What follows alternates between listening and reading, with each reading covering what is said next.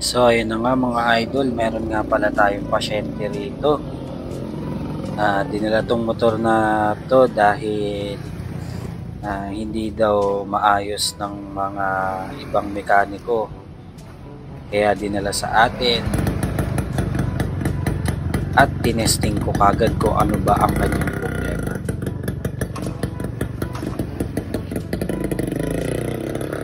So ayan, sa mga oras na yan, nalaman ko kagad kaya inikot ko kagad ang sanhi niya. Ayan, kung nakikita nyo, may makakasalubong pa tayo, may HD3 din dyan. Ayun, sabi, Kello Vlogs. Napahay na lang din ako, napangiti na lang. Ayan, no? Kahit baon na yung throttle, di mabira. Kaya walang magagawa. Pasok sa operating room.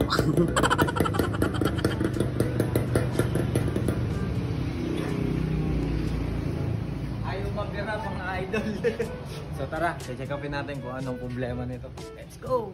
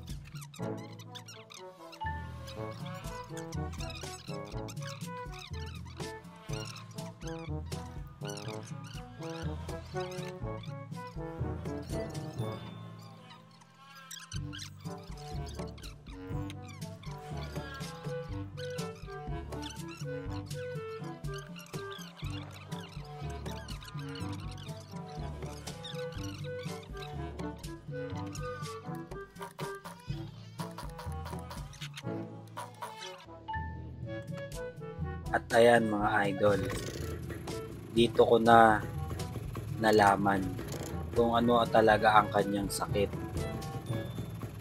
Nag-overflow at kung nakikita ninyo, yung buga ng kanyang gasolina ay papalabas imbis na papasok sa chamber ng block.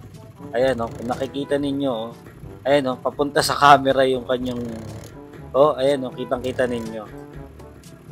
Alam nyo ba ang dahilan pag ganyan?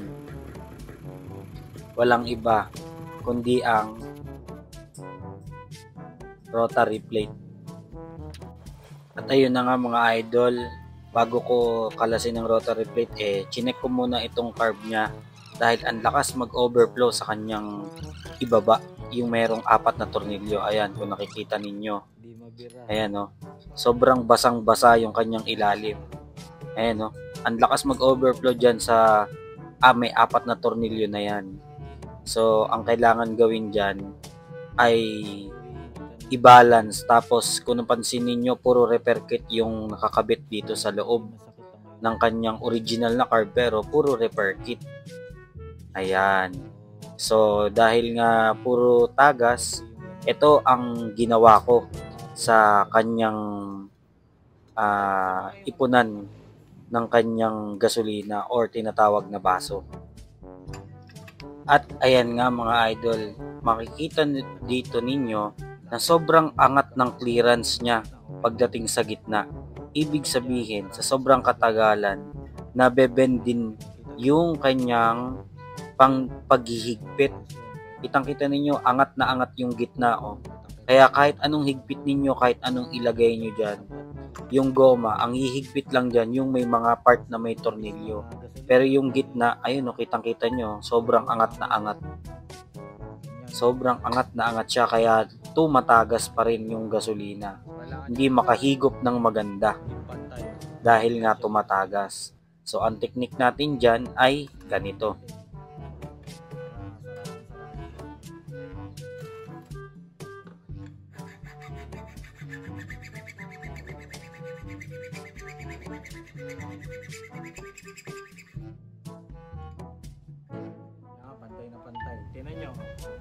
Ito lang ang nakakasa, kabilaan. Hindi pa tong gitna. Ibig sabihin, nakasi. Baluktot na baluktot siya. Kailangan pumantayan dito.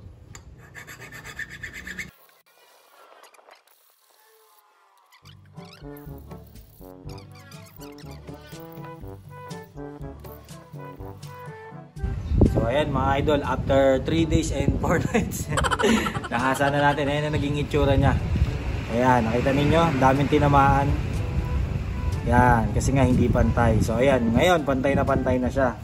Kung titignan nyo rito, ayan, talagang flat na yan, oh. Wala nang kasingaw-singaw. Kahit saang side. Dito rin. Dito rin. So tara, isasalpak na ulit natin. Testing natin bago natin galawin yung iba. At sa mga oras na nga ito ay ite-testing ko sa labas kung mag-o-overflow pa siya. Ayan, kung nakikita ninyo, nabibira siya. Ang problema nung nakahigop na siya ng maganda ay biglang naramdaman ko nung bandang dulo na kinakapos na ulit siya ng gasolina. Kaya ayan, hindi ko na inilayo. At baka ako'y magtulak pa pabalik. Ay malayo rin yan. Kaya ayan, kung nakikita ninyo, pagbalik ko. Ayan. Talagang tinetesting ko kung talagang anong nangyayari sa kanyang motor. Nakikita ninyo, yung tulin ko na yon ay isinagad ko dahil na-itchok ko siya para makapondo ng gasolina. Pero pagdating ko sa dulo ay nawala na naman yung kanyang power. Kaya ayan, tingnan nyo yung pagdating ko.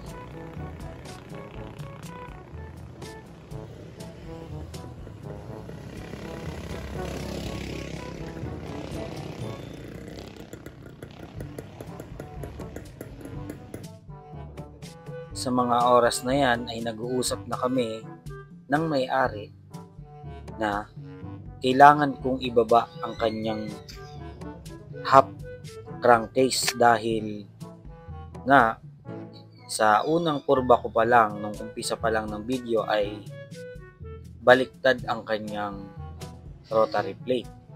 Kaya i-check ko muna lahat dahil okay na ang carb at okay na ang kanyang minor. Ang problema na lang ay yun nga, palabas ang buga kaya siya kinakapos. Imbis na papunta sa loob ay papunta sa labas, papunta sa tsinelas ko yung gasolina. At sabi niya, commercial muna daw.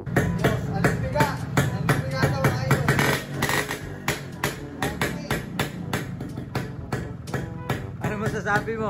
Ayos ba? Galit na galit ba? Galit ang Oh, ayun yung customer natin nagpapagawa.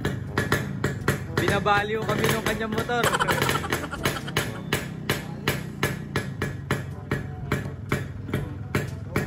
Nag-commercial muna kami sa motor at gusto niya daw marinig gumandar. Oh. Nagbigyan naman natin. Oh.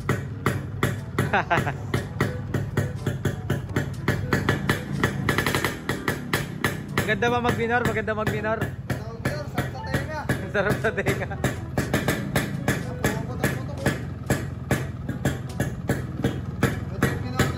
Kahit ganyan minor lang ano? Pera kailangan. At ayan na nga, kinalas ko na nga ang kanyang rotary para makita natin kung tama ba ang kabit o mali. Kaya ayan, pinas forward ko na para mabilis ang pagtatanggal, para makita ninyo mga mananood ko at taga-subaybay sa aking vlogs kung tama ba o mali ang dating naggawa.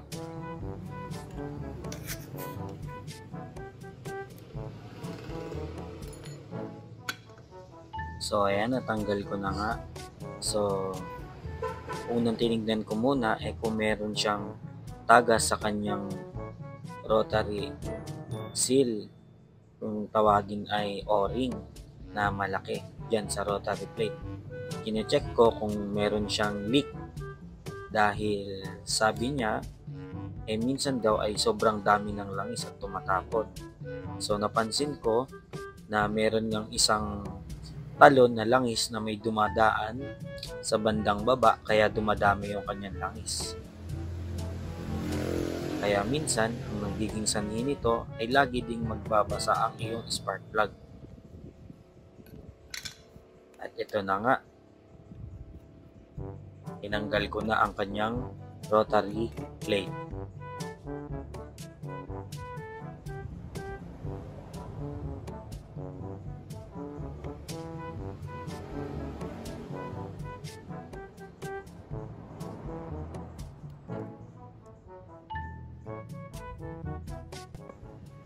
So ayan, yan ang pwesto niya.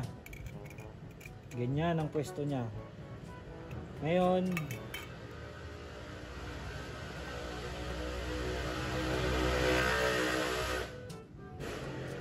sabi ko sa vlog ko, kung magkakabit ng ganito, kakapain nyo lang kung ano yung matalas at kung ano yung hindi.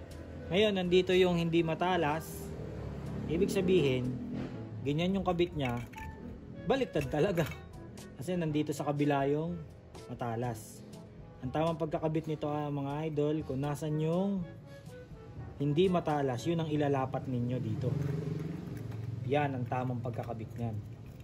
Ibig sabihin, wala siya sa timing.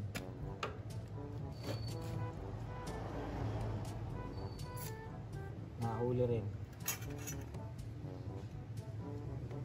Nahuli rin mga idol. Yan, tatandaan nyo ha. Ito, hindi matalas. Yan ang para dyan. Pero bago yan, lilinisin muna natin. Kaya tandaan nyo ha, hindi matalas sa likod, ang matalas sa harap. Tatanggal muna tayo kasi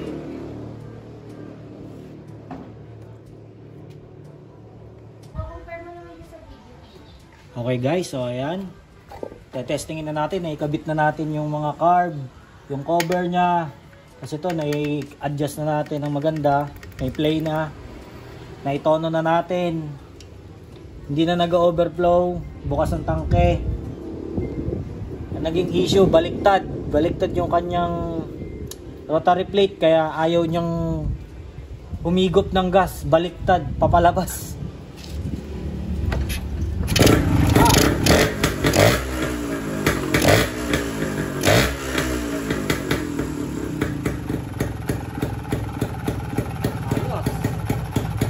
Magminor.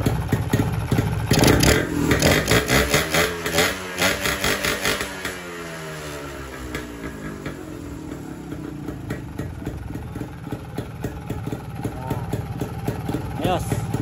So yun lang ang nangyari. Yung carb nya puro repair kit. Pinagpapalitan natin ang original na stock. Tapos yung rotary plate baliktad, binaliktad ko rin. Quality yung dating nagawa. Boss, ano masasabi mo? Ayos na. O, testingin mo sa labas. Babalik muna natin tong takip niya. Ayan na po, ilalabas niya na po. Testing niya na ang kanyang motor. Kung ano, kasi dati daw di siya maka-overtake sa tricycle eh. Kaya maka-over sa tricycle, papanabay tayo sa tricycle. Papanabay doon sa tricycle. Ayan, nahimas na natin, nahipo na natin yan.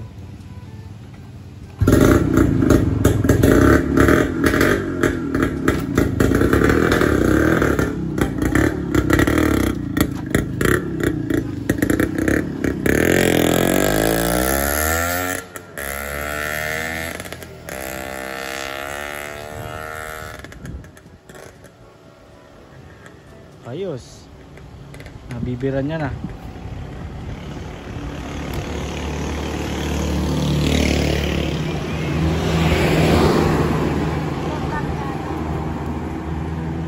Opo.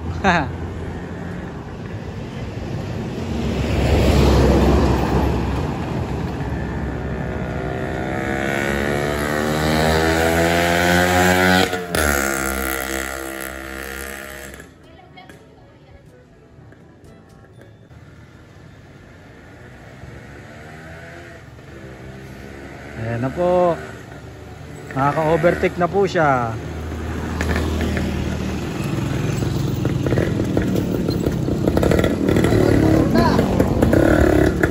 Motor na, dating parang bike lang.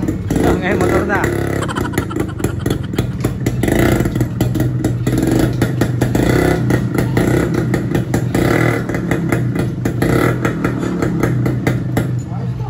Ayos po, ayun, ngayon mabilis na po siyang tumakbo. Ang problema, yung cambio ay pumasok. Ano, ayos na ba? Ayos? Ano masasabi mo sa mga may mga SD3? Punta na kayo dito kay Kelo Vlogs. Solid yan. Ayan, ayan, ngongo dati. Ayan, tuwan-tuwa. Naka-overtake na, mga idol. Dating hindi nakaka-overtake sa tricycle. Hindi maka-overtake, ginamit ko kanina, ngongo eh. So yun. Yun na, tapos na ang video natin. So please subscribe to my YouTube channel. Huwag niyong kalimutan na mag-comment and mag-share sa ating Kelo Vlogs. Tada! Okay. Kaya na mga idol, okay na. Pigala to. Pigang-piga na ba? Agiri ka ba? Ha? Agiri ka? Agiri? Sino agiri sa inyo? Yung asawa. Mag-anak pa pala namin. Mga taga-malaya mga Oh. Okay, isang pabira.